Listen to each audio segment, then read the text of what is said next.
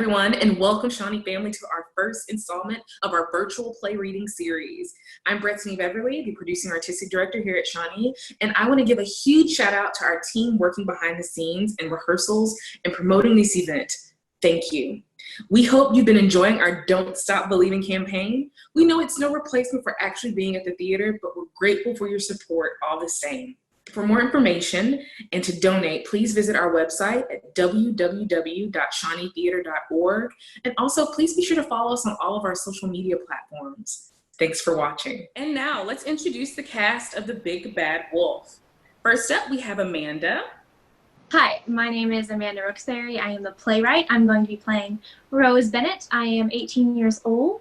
I'm going to be going to Butler University in the fall, and I will be dual majoring in theater and art plus design. Next up, we have Peyton. I'm Peyton Davis. I'll be playing the part of Charles Wolfe. I'm 18 years old, and next year I'm going to the Kelley School of Business at Indiana University. After that, we have Jillian. Hello, my name is Jillian Cheney. I will be playing the part of Mary. I'm 18 years old, and in the fall I'll be going to Anderson University to study musical theater. Next up, we have Luke. Hi, my name is Luke Donahue. I am 22 years old, and I just recently graduated from Catholic University of America with my Bachelor's of Music and Musical Theater. And last but certainly not least, we have Maggie. Hi, I'm Maggie Talbot. I'm playing Bonnie. I am 19 years old, and I'm currently a sophomore at Augustana College, majoring in English and creative writing. Maggie also forgot to mention that she also serves as our company manager. Thank you to everyone, and this is our Big Bad Wolf cast.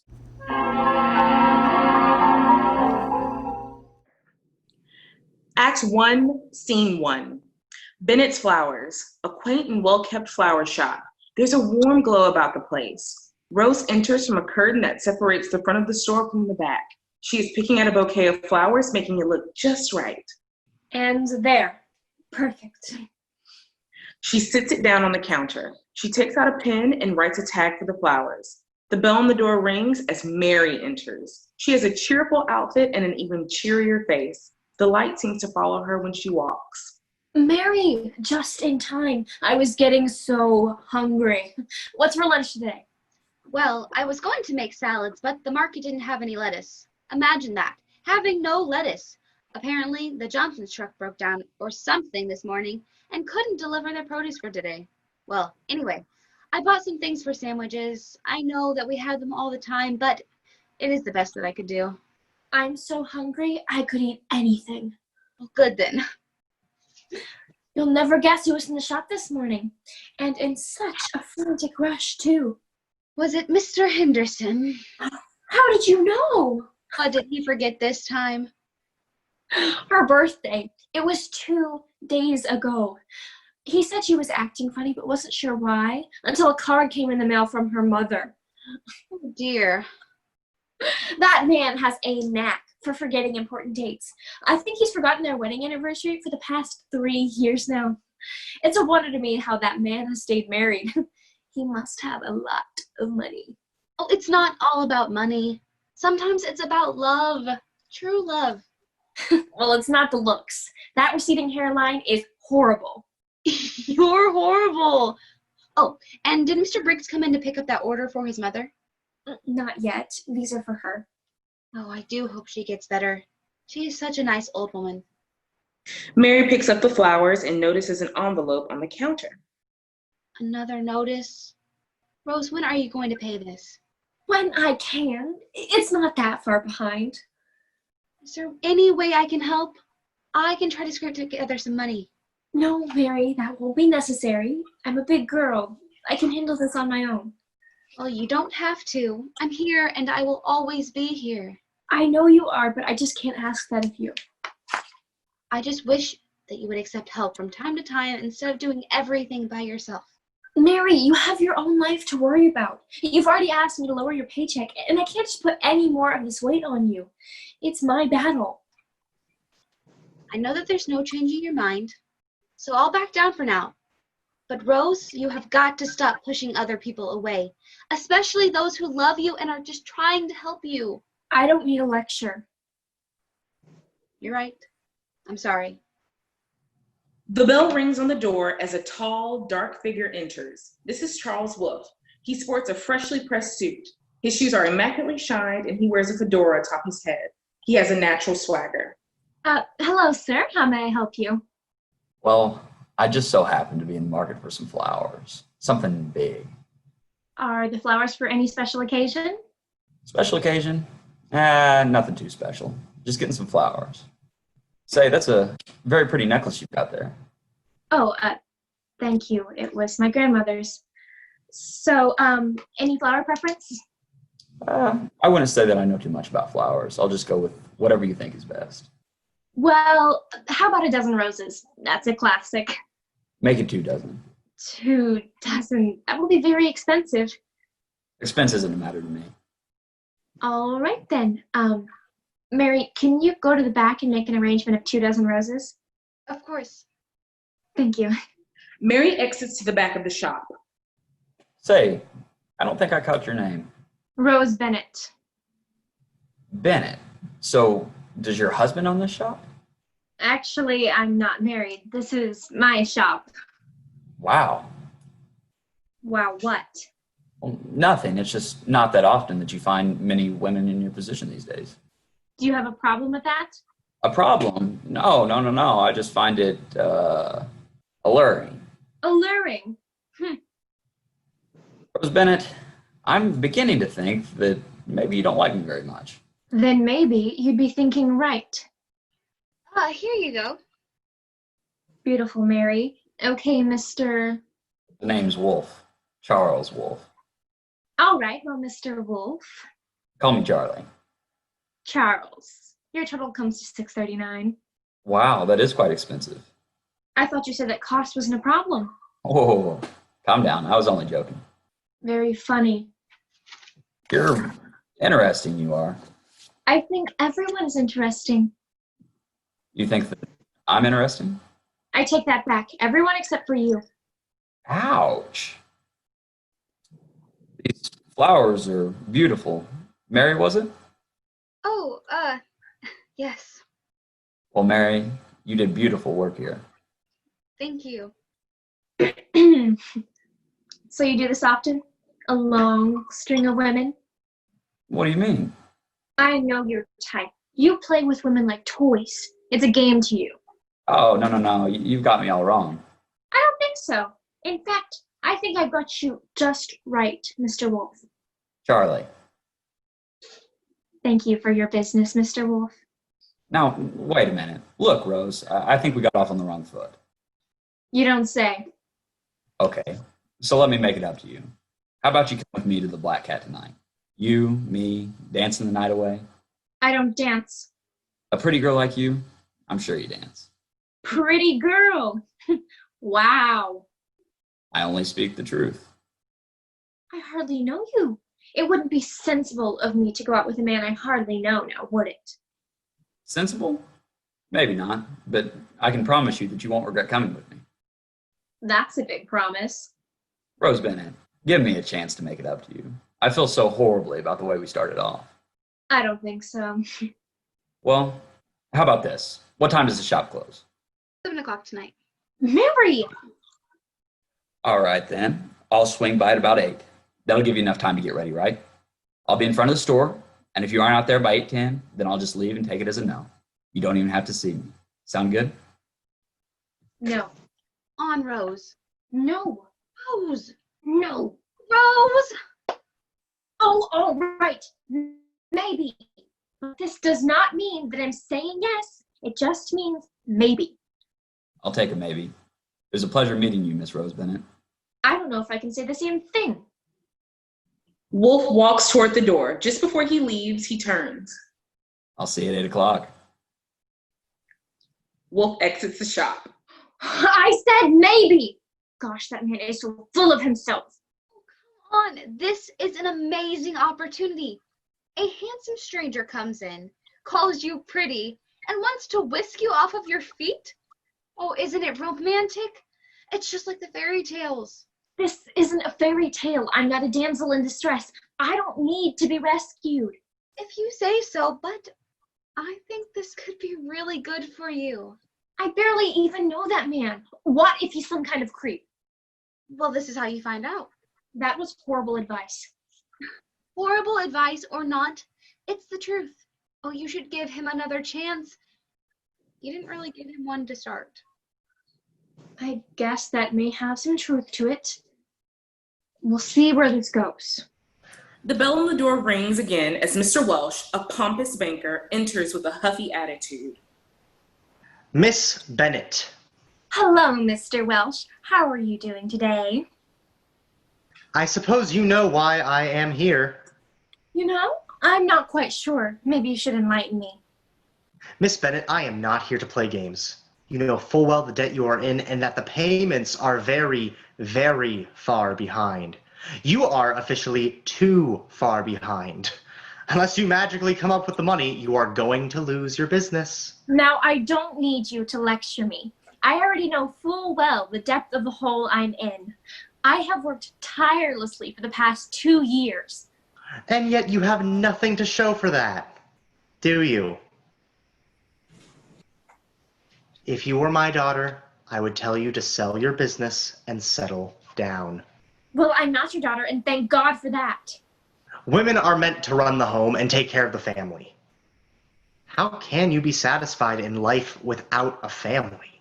How can you say such things and feel so high and mighty? What makes you any better than the rest of us? I am simply stating facts. Good day, Miss Bennett. I hope some sense may find you. Mr. Welsh turns and abruptly exits. Who does he think he is, waltzing in here and telling me all of that? That man has got a serious stick up his... Rose, you have to realize that while you may not be able to stand him, he still holds a lot of authority over your business. Are you siding with this guy? He thinks that women are supposed to stay cooped up in the house all day. You don't believe that, do you? That's not what I said. I'm just saying that you should be careful. I'm not going to tiptoe around trying to please everyone. I already know that I can't. Why try? Lighten up. You mean soften up? No, I just mean that you take things too seriously sometimes. Because this is serious. And I agree with that, but... But what? I'm about to lose my business. If I don't have that, then what will I do? When was the last time you went out? That's a dumb question. Just answer it. I don't know. I went to the grocery this morning. No, like actually went out. You know, like dancing or on a date or something. I don't know. Your birthday? My birthday? Rose, that was months ago. Don't you want to go out? Not particularly. Can't you see what staying holed up in the store is doing to you? You don't do anything but work, work, work. Where is the fun in your life? Whoa, whoa, whoa. You act like I have a choice. I'm in debt up to my ears, Mary. Up to my ears. I don't get to go out and take a day off or spend money that I don't have. I have to keep working. I won't let this store go down. This store was my grandparents' life. But it doesn't have to be yours. You don't understand. Maybe I don't. But I have been around you long enough to know that your grandparents wouldn't want this for you. They'd want you to experience life as it comes, not alone in this store. I've ruined everything they worked for. They'd be so disappointed. That's not true. And that never will be true. Your grandparents loved you and they would hate to see you like this, tearing your hair out and worrying over everything. Look, just give him a chance before you turn him down completely. An honest chance. Go there with an open mind. And if he does turn out to be a creep, then you can blame me and you never have to leave this shop ever again. Deal? Fine, but it's only one date. You can't make me go on any more. Really? Oh, Rose, I'm so excited. I wish I was. Oh, you are going to have so much fun. We're going to dress you up and do your hair and makeup. You act like I'm going to be your doll. That's because you are. You've always wanted to do this, haven't you? Oh, I've been waiting for this moment my whole life. Lights out. Rose and Mary exit up to the apartment in the blackout. The sign on the door is turned to closed. Lights up to the street outside of the store. Wolfe is seen standing outside the window, checking his watch. Rose runs down the stairs, gets halfway to the door, remembers something, and curses to herself quietly. She then runs back up the stairs.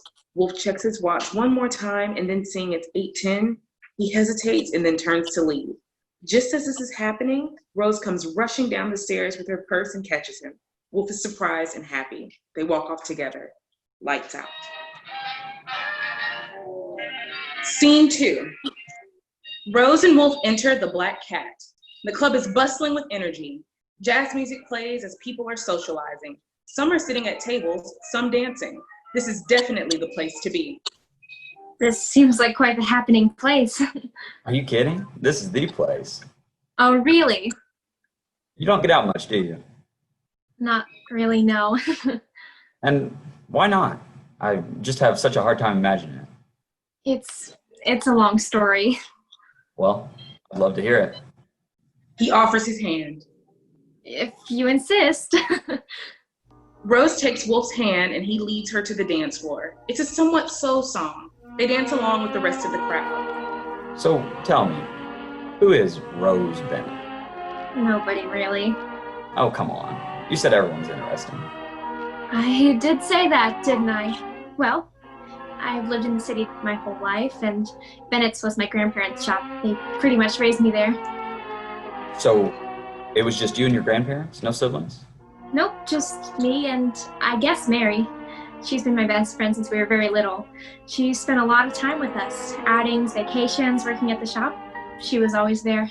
I guess you could say she's kind of like a sister to me. And her parents were okay with her being away that much?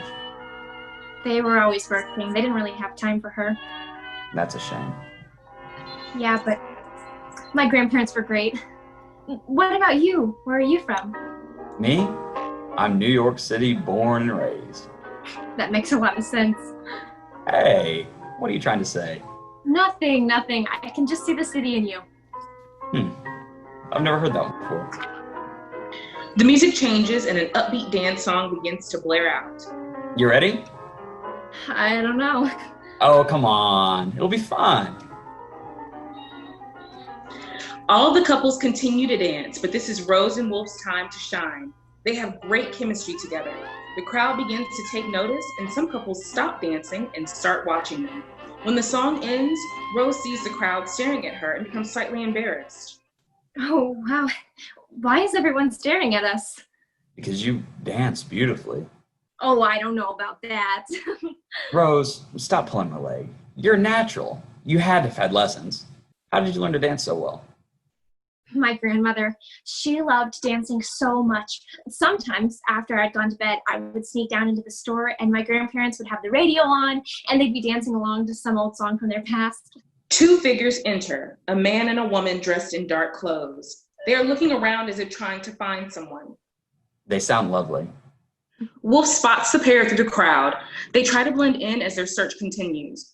Rose notices Wolfe's gaze and tries to track it. Is there something wrong?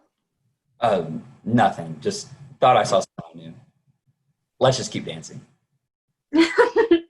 I'm having so much fun. I don't even know how long it's been since I've had this much fun. Years, maybe? The woman spots Wolfe and motions to her counterpart. The pair begin to cut through the crowd to get to Wolfe and Rose. Wolfe looks Rose dead in the eyes. Rose, we have to get out of here. But I'm having fun. Aren't you having fun? Rose, this is serious. We have to go. It's not safe here. We can sneak out the back. Do you trust me?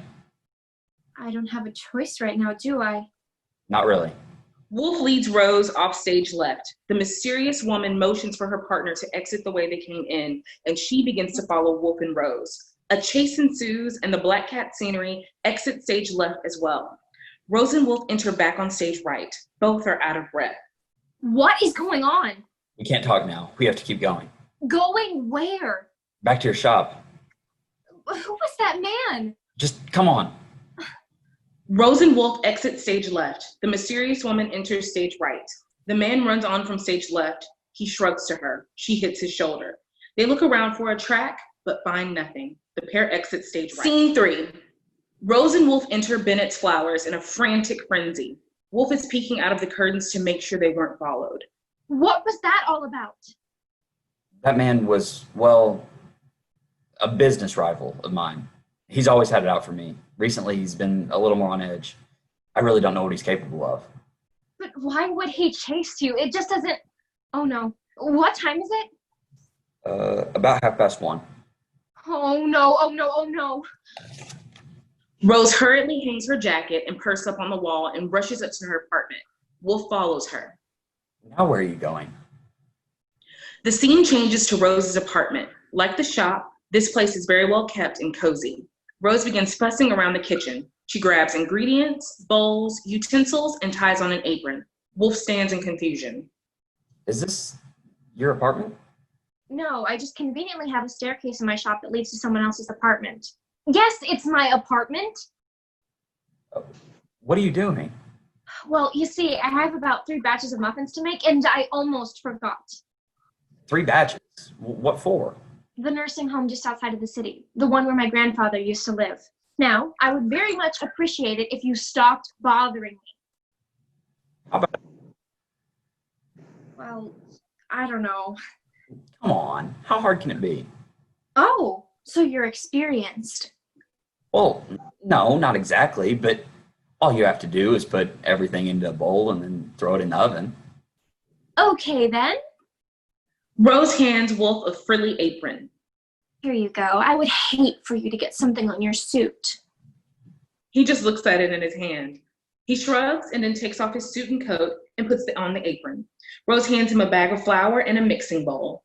I need 6 cups of flour in that bowl. Also, 4 eggs, 1 cup of sugar, 4 teaspoons of salt, and 4 cups of milk, and a stick of butter. Don't forget, it's very important that you mix the dry ingredients first and then the wet ones. If you did it the other way around, then the dry ones would not mix all the way, and that would result in something not so delicious. After that's all done, you carefully fold the blueberries into the batter so you do not smash them. Then you thoroughly grease the muffin tin, and then next you pour in the batter, but only 3/4 of the way, because if you do it any more, then it'll cook over. And then finally, you put it in the oven until it's golden brown, which will take about 20 minutes or so. Got that? It's really easy, isn't it? Yeah, sure. I think I may have been wrong before. That's what I thought. Here you go. Rose takes the things from Wolf's arms. First, we need to add the flour. How many cups was that again? 6, 4, 5, and 6. Do you remember what was next? I think it was the eggs. Wrong. Remember how I said you have to mix wet and dry ingredients separately and then add them together? Ah, yes, I totally knew that. So, sugar. 2 cups, I think? 1. Okay, cup. Wolf puts in the sugar. Then it's salt. 4 teaspoons. That's exactly right. I think I'm getting the hang of this. I think that maybe you are. Wolf mixes the ingredients as Rose greases the tins. That looks good. Now pour that into here and remember to only fill it up 3/4 of the way. Right. Wolf begins filling the tin with Rose's help. Perfect. Now put them into the oven. Do you remember how long? 20 minutes or until golden brown. I'm starting to think that you may be a natural. Rose takes the tin and places it in the oven. What now? Now we wait. Wolf takes a handful of blueberries and begins throwing them at Rose. Hey, that isn't nice. You're not nice. You take that back. Make me. They begin chasing each other around the counter. Wolf slips and falls in the mess. Oh my gosh, Charles. Rose runs to help him up. I'm all right. Rose kneels next to him. Wolf suddenly smears something on her face and gets up to run again. How dare you? Wolf laughs. She begins to chase him again. They collide and begin laughing. Wolf takes a towel and wipes off her face. They have a moment. So I think we need to clean up around here. Agreed. So, tell me, why the muffins?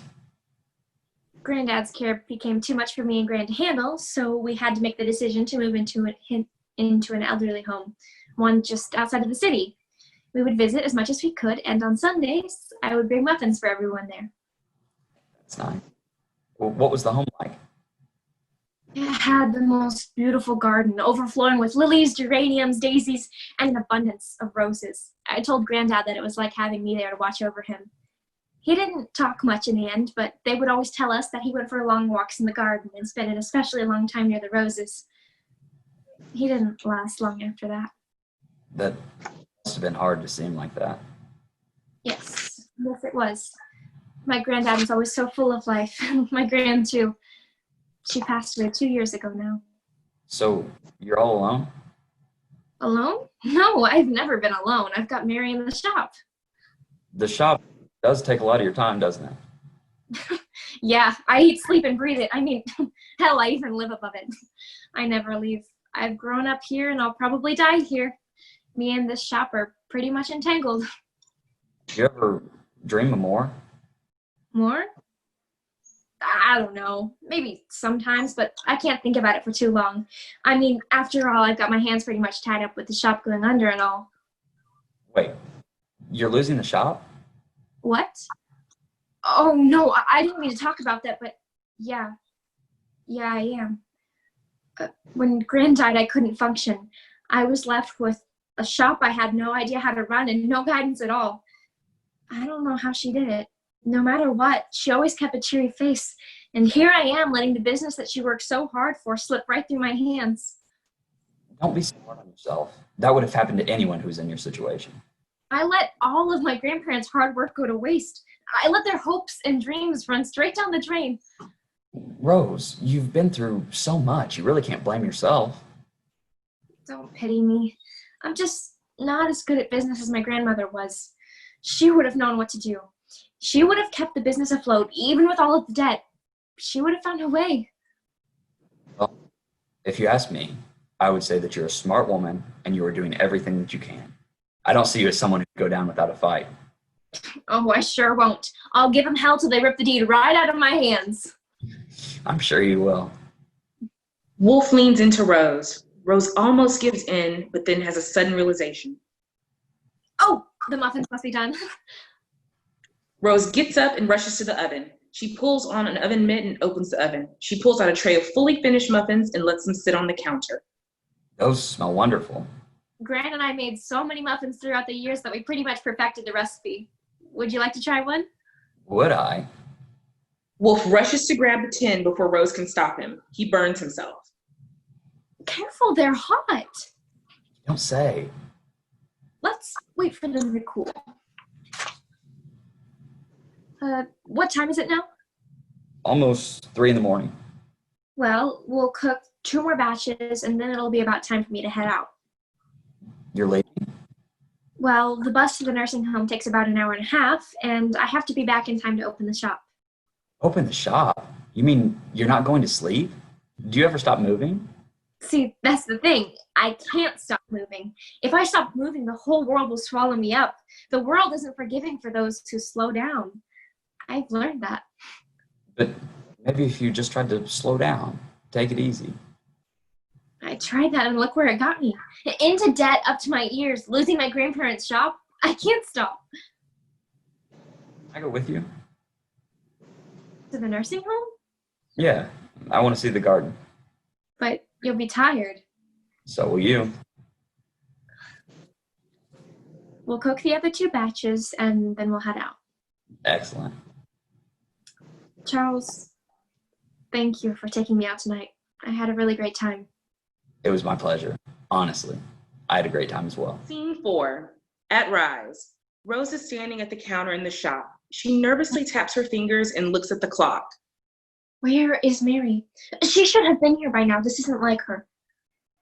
She walks to check the window, then goes to the back and brings out a broom and begins sweeping. The bell on the door rings as Mary enters. Oh, Mary, where have you been? You are over an hour late. You had me worried. Oh, Rose, I'm so sorry. I really meant to be here on time. I did. I just lost track of time. Lost track of time? Doing what? You see, I I met a guy. A guy? Yes. Uh, his name is Stuart. He works at one of those Ford assembly lines. Oh, he's tall and rugged and handsome. Stuart. Where did you meet him? Well, it was so romantic, actually. Remember a few weeks ago when I ran down to the grocer to grab us lunch? Well, he was there, also on lunch. I was trying to decide what kind of ham I wanted to buy, honey or regular, when I accidentally bumped into him. Oh, I apologized immediately, and he said, "No need for apologizing, pretty lady. I'm actually kind of glad you did. I was looking for a reason to talk to you." Oh, I melted, like actually melted right into the floor. After that, we got to chatting, and we've been on a couple of dates. A couple? Actually, 8. 8? Oh, I'm sorry. I didn't want to tell you because you were so caught up in the business, and I thought I would be a burden. Mary, you will never be a burden to me. I'm so very happy for you. It sounds like you really like Stuart a lot. I do. I really do.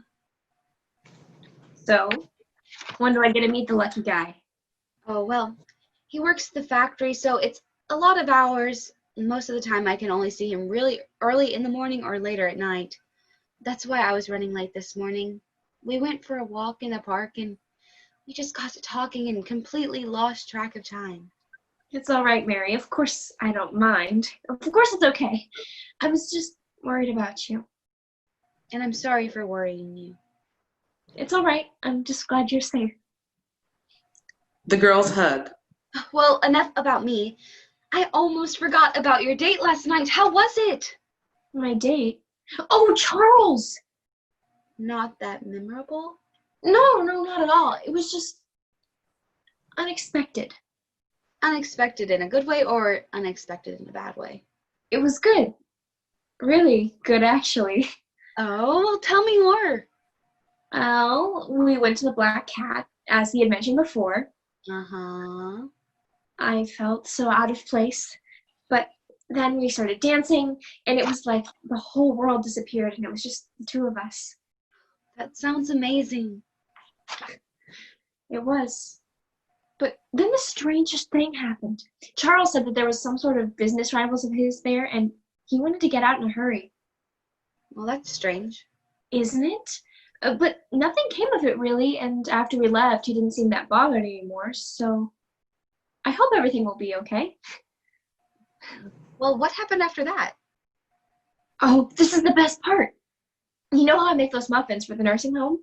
Well, I had forgotten to bake them before I went out with Charles, and when I got back, I remembered, and you won't believe this, but he stayed up all night with me to bake those muffins, and then this morning, he went with me to deliver them.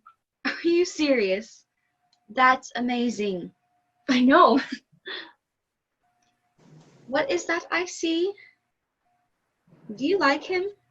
I don't know, Mary. It was only one night. Well, one night can tell you everything you need to know. You really think so? Oh, definitely. Especially with the night you had. Maybe you're right. Maybe Charles Wolfe isn't that bad after all. That's more like it, Rose. After hearing your story, I genuinely believe that he is a good guy. Not every guy would go through something like that for a girl he just met. The bell on the door rings as a messenger enters. Hello, are you Rose Bennett? Yes, I am. You have a letter from Mr. Wolfe. Oh. She hands her an envelope. Thank you. Have a good day. You too. Well, speak of the devil. What's in it? The two girls pore over the envelope. Rose pulls out a letter and begins to read. My Rose. My Rose? Ooh. Rose, I would like to invite you to join me at Jack's for dinner tonight. Jax? Jax? Oh, he really is a businessman if he can afford a place like that. Stuart and I could never dream of a place like that. Our reservation is for 8 o'clock. I have something very special to tell you. I'll see you then. Oh my. What do you have to tell you? Is he proposing? Can you hear yourself right now? Proposing. You said yourself that the night went well. Not that well, Mary. That's crazy. We've only known each other for a couple of days. Oh, maybe he's that kind of guy. He knows what he wants, and he wants you. I don't think so. There's no way he's proposing. He's not proposing. That would be absolutely ridiculous. You say ridiculous, I say romantic. I think there's something wrong with you. Oh, there's something else in here. Rose pulls out a wad of cash. The girls look at each other. Rose looks back at the letter. She unfolds it all the way. P.S. I've enclosed some cash. Go buy yourself something nice to wear. Some cash? That's more than I make in a week. Hey! Sorry, I'm just saying. Maybe he is proposing. Don't say that. I don't want his money. I don't want him to feel like he has to shower me with money. I can do this on my own. I don't need help. Rose, he's not helping you. He's giving you a gift. A gift? As you said, Mary, this is more than you make in a week. This is no gift. This is pity. Oh, he doesn't pity you. How do you know that? Maybe after I told him about losing the shop last night, he felt bad for me, and now he feels like he has to shower me with pity. I still don't think he pities you. I think he really likes you. Mary, I've only known this guy for such a short time. Yes, but last night sounded so magical. And he has a big wallet. Those flowers he got were huge. And that's another thing. I still don't know who he got those flowers for. Well, I'm sure he had a good reason. Yeah, and her name is probably Helen, or maybe it's Sue. What if he's married? Oh my God, Mary, what if I went out with a married man? Oh, stop it. You sound ridiculous. I hate to think for once that I'm being the rational one here. I'm not being irrational. There are a lot of things that I still don't know about this guy. Like what exactly he does for work. He just told me that he does business. Well, maybe he is the head of some big company and he doesn't want you to know. He wants you to fall in love with him for who he is and not for his money, like Prince in disguise. Well, he's hiding it so well by flaunting his wealth everywhere. I never said he was good at hiding it. How do you feel about him, Rose? I don't know. Well, let's explore that. No, we aren't exploring anything. Rose gets up to leave. Come back here. You can't just run away from this, Rose. I've known you my whole life and I've never seen you run away from anything. So why are you running away now? Because it's all just so much. Charles is so much. He shows his affection in grandiose ways. He buys large flower bouquets and stays up with me all night and takes me to fancy restaurants that cost as much as my weekly pay. It's just so much more than what I'm used to. I like the simple things. I like it when it's just you and me and we go down to the grocer and buy some candy bars and stay up all night talking. Then just tell him that. I'm sure he'll understand. And if he doesn't, then you're right. He isn't for you. He seems to like this fancy life that he's chosen for himself. Just talk to him. Go with him tonight and hear what he has to say. Then you can tell him how you feel. I don't know, Mary.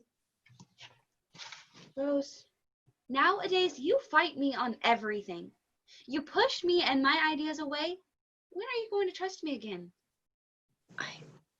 I'm sorry, Mary. I know I've been distant, but everything has just been a huge weight on me. I know, Rose. I've been here to see it. I just wish you would let me help you and that you would listen to my advice more without fighting me on everything. Don't get me wrong. I have always loved your spirit, but sometimes you just refuse to listen. Normally, I hate to say it, but you're right, Mary. I have been pushing you away. You didn't even feel like you could tell me about Stuart. I'm a bad friend. No, you aren't a bad friend. You're just going through a rough patch, and I'm here to help you. Thank you for being here. Always. Okay. I'll go with Charles to dinner, but I'm not taking his money. That's okay. You don't have to. I'm sure you have something up in your closet that you can wear. Then it's settled. I'm going. Good. I'm proud of you. Mr. Welsh enters, pompous as ever. Well, well, well. Back so soon. Look, I already told you that I'll get you your money. There's no need, Miss Bennett. Your store has been bought. What? What do you mean my store has been bought? You were so behind on your payments that there was no way for you to make up that in any reasonable amount of time. Someone came in wanting to buy the property and was willing to pay off whatever your end was just to get you out of here quicker. Simple as that. Simple as that? That doesn't sound very simple. Where is my say in this? You don't have one. That's not fair. Who was it? Who bought my property? Tell me so I can go give them a piece of my mind. That is precisely why I am not going to tell you, Miss Bennett. As I said before, maybe this is actually a sign of good fortune for you, even though you may not see it. Your debt is paid off. You are free. You have 1 week to pack up your things. Please don't cause a ruckus. 1 week? Come on, Mr. Boss. You can't do this. It has already been done. Good day, Miss Bennett. Mr. Welsh exits. Rose, I'm so... No, Mary. It's fine. It's my fault. All of it. I did this to myself. Don't say that. How could you not say that? Because I know how hard you work, and I know what you have been through in the past several years. You've lost both of your grandparents, the people who raised you.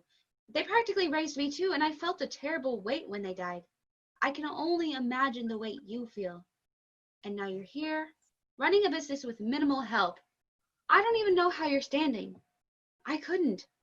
That's why I adore you, Rose.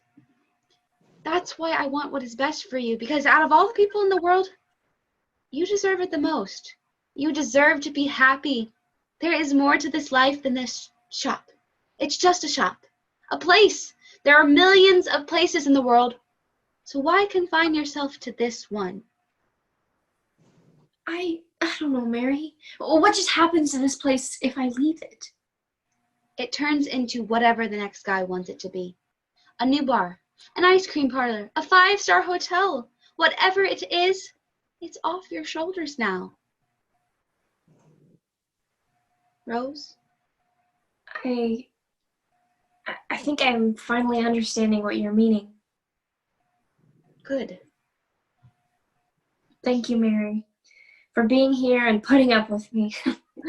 What else are friends for? They hug. Oh, well, what are we waiting for? Let's close up the shop and get you ready. We are going to dress you up to the nines. Actually, can we go shopping first? Someone gave me a little gift, and I want to spend it. I think that sounds like an amazing idea. The bell on the door rings as Stuart enters. Oh, Stuart, you're early. I know, the boss let me off early at work, so I just had to come see you. Aw, you are adorable. Not as adorable as you. Oh, Rose, this is Stuart. Stuart, this is Rose. Oh, it is finally a pleasure to meet you. I have heard so much about you. Likewise. Oh, hey, Rose and I are about to go out, and it's very important. Can I meet you after, maybe around 7? Of course. I'll wait as long as you two need. I'm going to head home until then. See you soon, my love. Bye. That was Stuart? Yes. Oh, isn't he amazing? He sure is. Now, let's go. Oh, yes. Rose and Mary grab their coats off the hooks, turn the sign on the door to close, and lock the shop door behind them. Lights out.